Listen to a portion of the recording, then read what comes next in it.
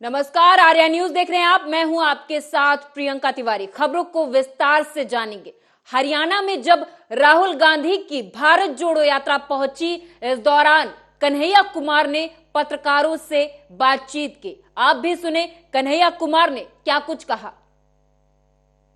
हमला करना शुरू कर दिया। इसके अलग अलग बिंदु हैं। सबसे पहला हमला यह बोल करके किया गया कि भारत तो जुड़ा हुआ है, क्या जोड़ने के लिए निकले हैं। भारत जो है दुनिया की सबसे बड़ी अर्थव्यवस्था बन चुका है। मोदी जी के नेतृत्व में हम लोग जो है दोबारा विश्व गुरु बन चुके हैं। भारत लगातार जो है विकास कर रहा है। तो ऐसी कौन सी जरूरत आन पड़ी है कि आपको भारत जोड़ने की जरूरत है। आप लोगों ने यह सवाल कहीं ना कहीं सुना होगा, देखा होगा, आपके व्हाट्सएप पे आया होगा। आपने जो है अपने टीवी चैनल पे जो है बीजेपी जब बोलती है इसको तो इसको चलाया होगा। और चर्चाओं में भी भाजपा के लोग बार बार ये बोलना शुरू किए कि भारत तो जुड़ा हुआ है, तो क्या जोड़ने के लिए निकले हैं, इसकी जरूरत क्या है।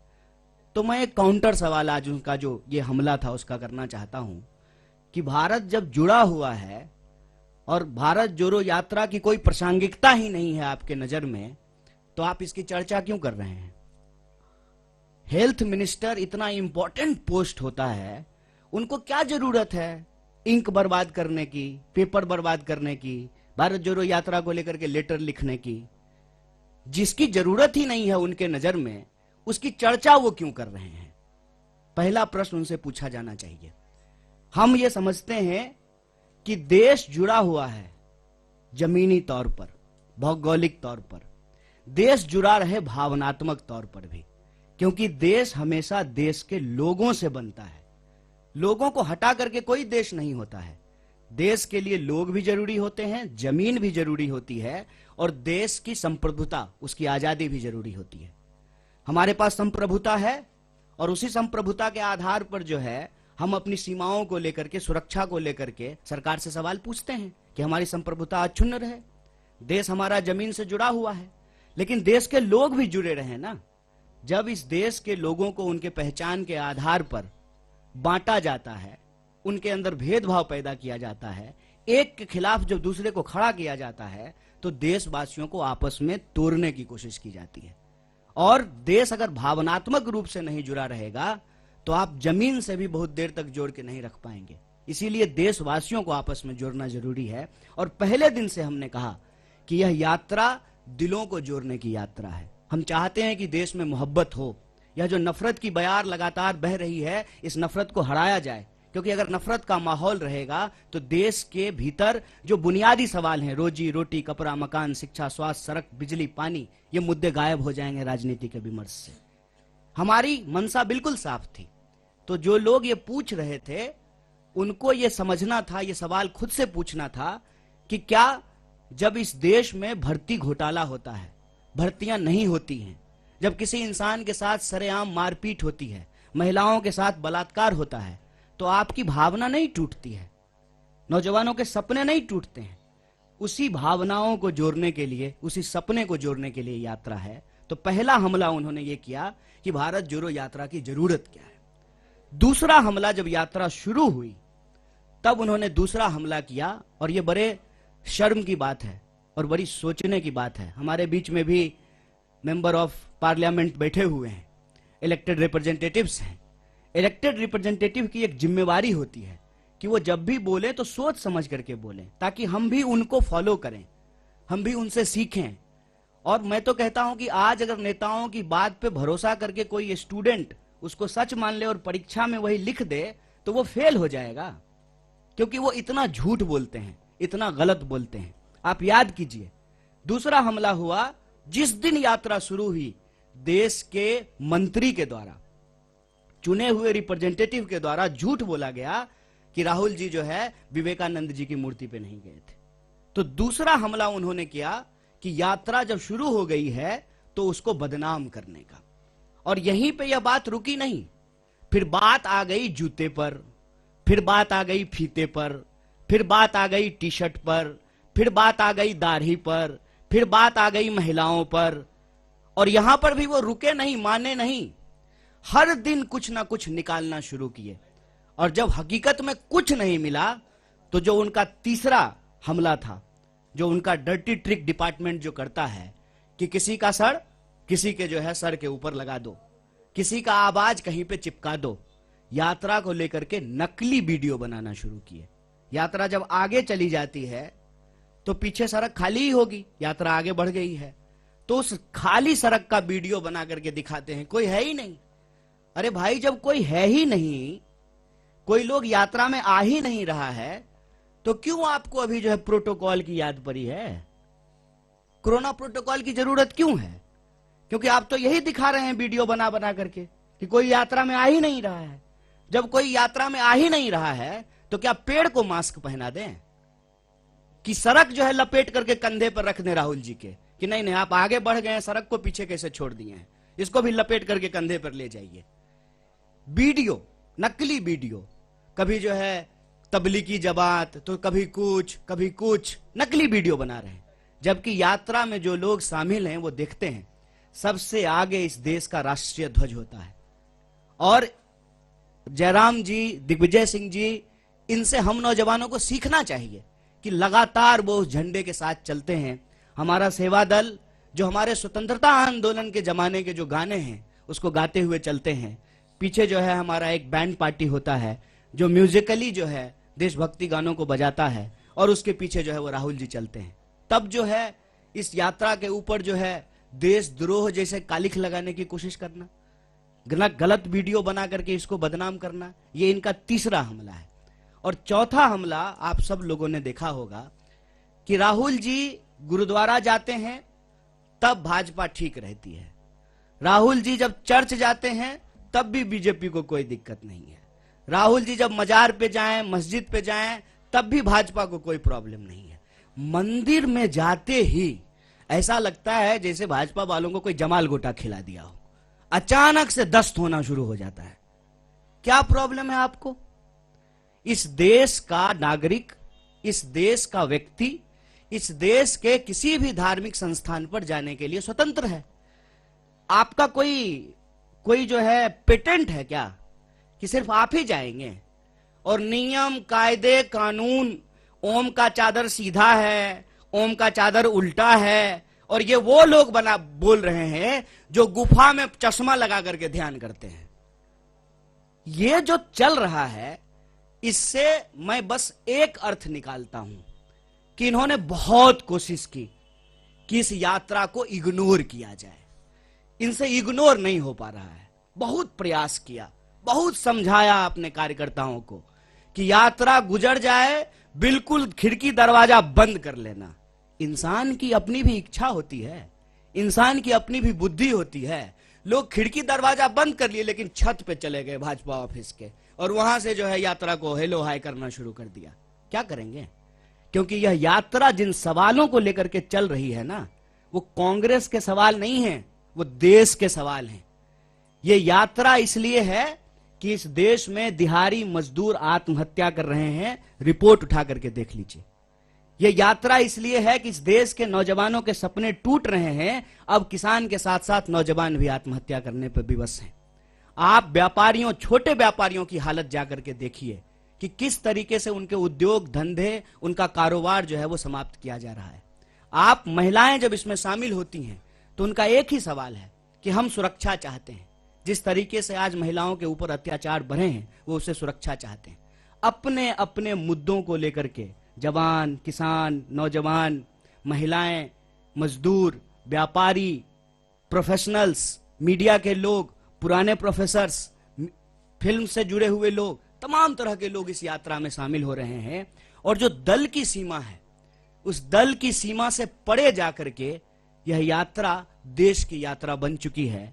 इसीलिए इनका जो क्लेम था ना कि सबसे बड़े देश के लिए, देश हित में सोचने वाले ये हैं, तो ये एक्सपोज होना शुरू हो गए हैं और इससे इनको घबराहट है। इनको मालूम है कि कांग्रेस पार्टी इस देश की सबसे बड़ी विपक्षी पार्टी है।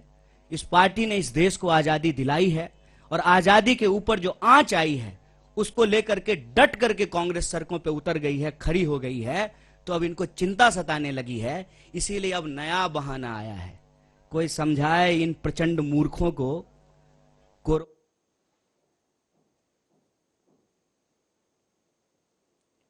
मैनपुरी में पत्रकारों से बात करते हुए अखिलेश यादव के चाचा शिवपाल सिंह यादव ने कहा कि अपने नेताओं और कार्यकर्ताओं का अपमान हम नहीं होने देंगे। तो वहीं अखिलेश यादव ने कहा कि मैनपुरी की जीत कोई छोटी जीत नहीं है। मैनपुरी की जीत ने समाजवादी पार्टी को एक नई दिशा दी है।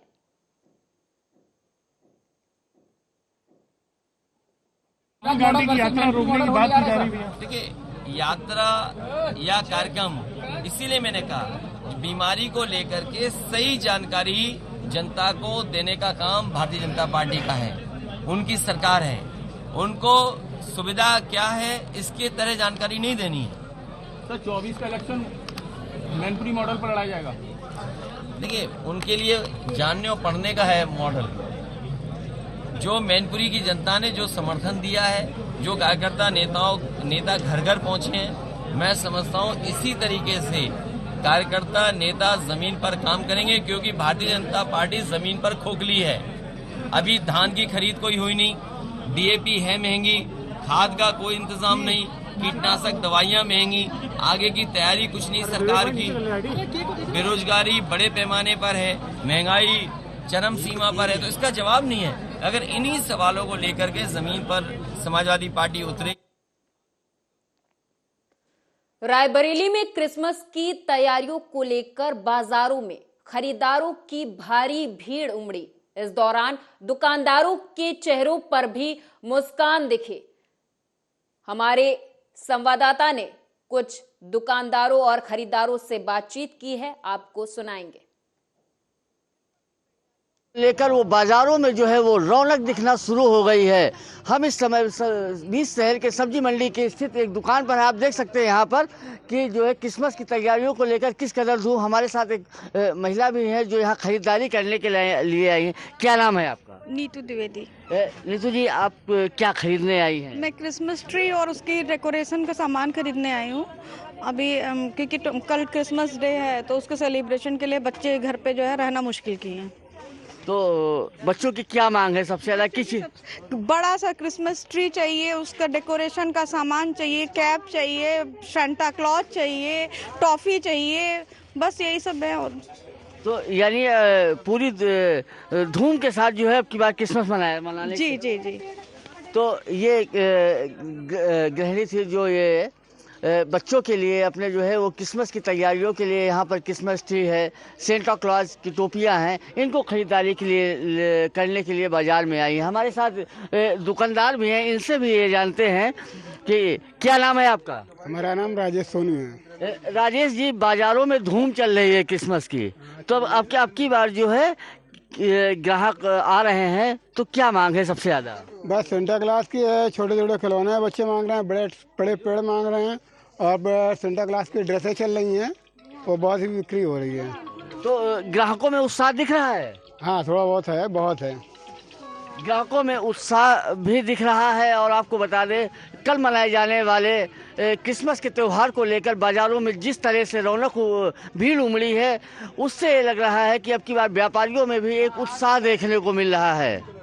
कैमरामैन विपिन के साथ ओम शंकर शुक्ला, आर्या न्यूज, रायबरेली। हमीरपुर से खबर है, बता दें कि डीएम और एसपी ने हॉस्पिटल और रैन बसेरों का निरीक्षण किया। तो वहीं नगर पालिका बस अड्डा, रैन बसेरा और जिला अस्पताल का भी निरीक्षण किया। इस दौरान रैन बसेरों में ठहरे हुए लोगों से बातचीत की और अन्य तमाम व्यवस्थाओं का भी जायजा लिया। वहीं संबंधित अधिकारियों को दिशा निर्देश दिए हैं। उसमें क्या व्यवस्था है? अभी देखिए, हर तहसील मुख्यालय पर और बस अड्डा, रेलवे स्टेशन और अस्पताल पर हम लोगों ने काफ़ी रैन बसेरे बना रखे हैं। 11 हमारे संचालित हैं इस समय, और भी आवश्यकता के हिसाब से हम रैन बसेरे बनाएंगे। आज हम लोग रैन बसेरों का भी निरीक्षण कर रहे हैं, अलाव का भी निरीक्षण कर रहे हैं। तो हमने ये पाया कि तैयारियां पूरी हैं। आज अभी यहाँ पर हमारे नगर पालिका के रैन बसेरे में यहाँ 3 यात्री आए हुए हैं, कल कोई नहीं आया था, और अभी चूँकि टेम्परेचर भी अपेक्षाकृत ठीक है, इस समय भी 18 डिग्री टेम्परेचर है, तो जैसे जैसे ठंड बढ़ेगी हमारी चुनौतियाँ बढ़ेंगी। उसके बचाने के लिए रेलवे बनाए हैं जिला प्रशासन ने, वहाँ पुलिस की क्या व्यवस्था है और क्या इंतजाम है? देखिए, जनपद हमीरपुर में शासन के निर्देशों के क्रम में और पुलिस मुख्यालय के निर्देशों के क्रम में जो भी रैन बसेरे यहाँ पर प्रशासन ने बनाए हैं, वहाँ पर सुरक्षा व्यवस्था की आज समीक्षा की गई है और सभी जगह के जो भी थाना प्रभारी और चौकी प्रभारी हैं उनको निर्देशित किया गया है मेरे स्तर से कि रात्रि के दौरान लगातार इन रैन बसेरों की सुरक्षा की वो लोग जांच करते रहेंगे और आवश्यकता पड़ने पर जो भी तत्काल जो गोरखपुर में शासन के द्वारा चलाए गए जीएसटी अभियान के दौरान अपनी प्रतिष्ठान खोले जाने का खामियाजा एक व्यापारी को भुगतना पड़ा, जहां पर उसे गोरखपुर किराना कमेटी की सदस्यता से निष्कासित किया गया, क्योंकि गोरखपुर किराना कमेटी के पदाधिकारियों के द्वारा इस अभियान का पुरजोर विरोध किया जा रहा था। इस कारण अभियान के दौरान साहबगंज की किराना मंडी के अधिकांश दुकानें बंद कर दुकानदार इसका विरोध कर रहे थे। मनीष जैन है, मैं मेरी फर्म सिद्धि विनायक ट्रेडर्स साहबगंज में स्थित है, उसका मालिक हूँ। पीछे बीते हुए कल में भी मैंने एक प्रेस वार्ता करी थी, जिसका आप सभी विभिन्न चैनलों के माध्यम से जिसको प्रसारित किया गया।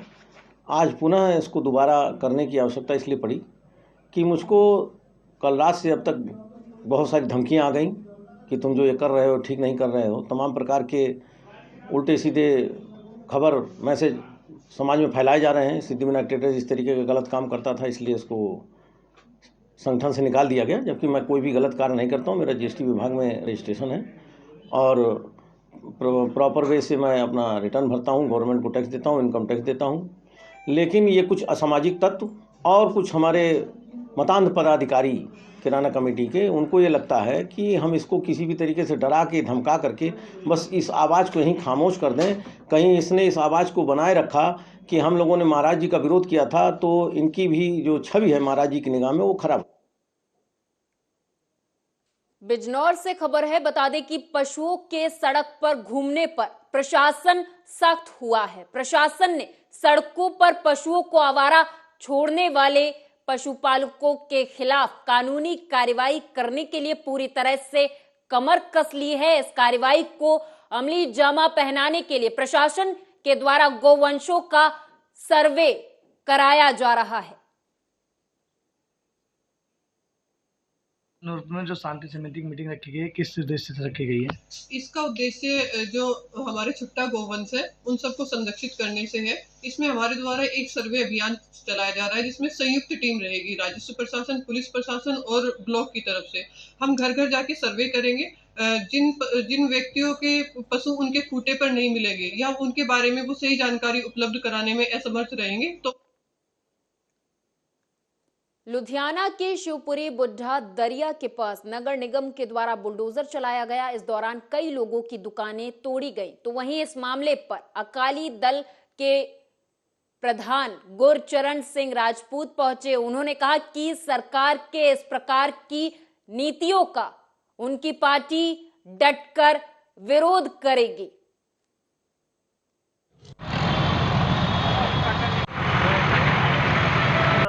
मेरा नाम अमरजीत है जी। शिवपुरी मच्छी मार्केट साडी दुकाना सी 7-8 दुकाना जी।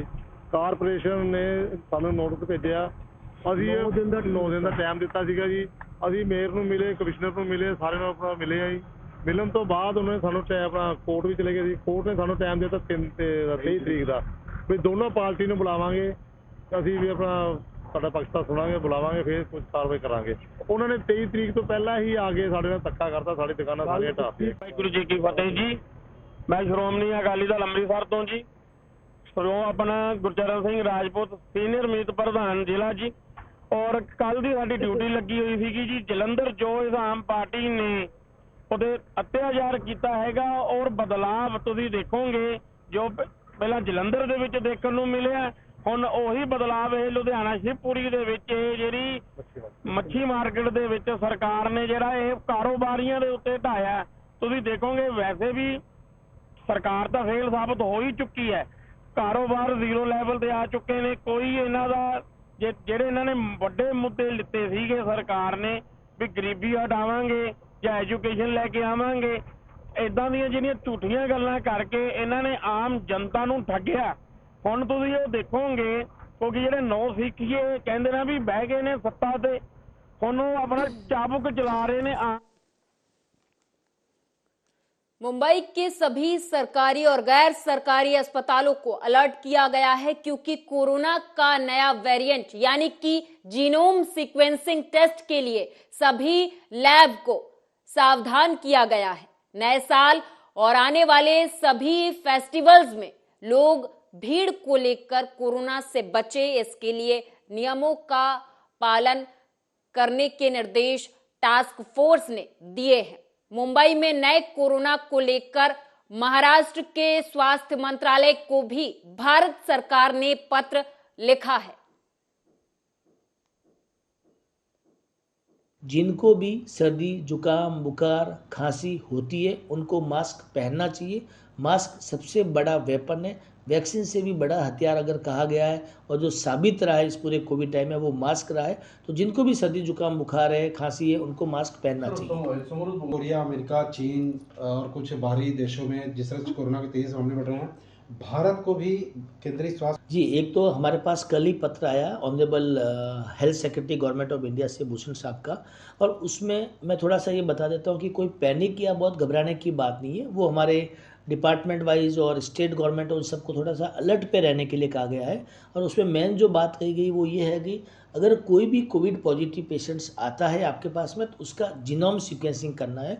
जीनोम सीक्वेंसिंग इसलिए करना है ताकि हमें पता रहे कि और कोई वेरिएंट तो नहीं आ रहा है, और अगर कोई वेरिएंट आ रहा है तो उसके सिम्टम्स क्या क्या पेशेंट में, या वो घातक है नहीं है, वो थोड़ा पता करने के लिए जीनोम सीक्वेंसिंग पता करने के लिए वो आया गया है। Because of number of cases थोड़ा दूसरी कंट्री में बढ़ रहे हैं। पहले की पाबंदियां उपाय थे, इसके बारे में हमारी अभी ये कहना है कि अगर अभी कोविड की जो सिम्टम्स देखे जा रहे हैं मिल रहे हैं तो हमको अपने आप पे थोड़ा सा एहतियात बरतना चाहिए, क्योंकि प्लेटफॉर्म है, एयरपोर्ट्स है, हॉस्पिटल्स है जहाँ पे लोग जमा होते हैं। जमा होने के बाद ये चीज़ फैलते हैं तो अपने आप को थोड़ा सा हमको कम करना चाहिए। ज़रूरत पर ही हम बाहर जाए, अगर ज़रूरत नहीं है तो फिलहाल में बाहर ना जाए, क्योंकि फिर से ये सिम्टम्स आने की तैयारी हो चुके हैं। मास्क पहनिए, आप लोग हैंड सैनिटाइज करिए, अपने बच्चों को खास करके ध्यान रखिए, और जो 60+ होते हैं उनके ऊपर ज़्यादा ख्याल रखिए, क्योंकि इन सब चीज़ों से उनके ऊपर जल्दी इफेक्ट होता है। सर्दी खांसी बुखार ये सब चीज़ों से थोड़ा ध्यान रखिए। और अगर थोड़ी सी भी लगता है हमको कि सर्दी खांसी बुखार है तो तुरंत डॉक्टर से आप लोग इत्तेला करिए, क्योंकि ये चीज़ों को बिल्कुल भी डिनाई नहीं कीजिए, क्योंकि आगे जाके कुछ तो भी तकलीफ ज़्यादा हो सकती है। और हम चाहते हैं हमारी महाराष्ट्र पब्लिक से कि प्लीज, महाराष्ट्र नहीं पूरे इंडिया की पब्लिक से हम चाहते हैं कि अगर जरूरत है तो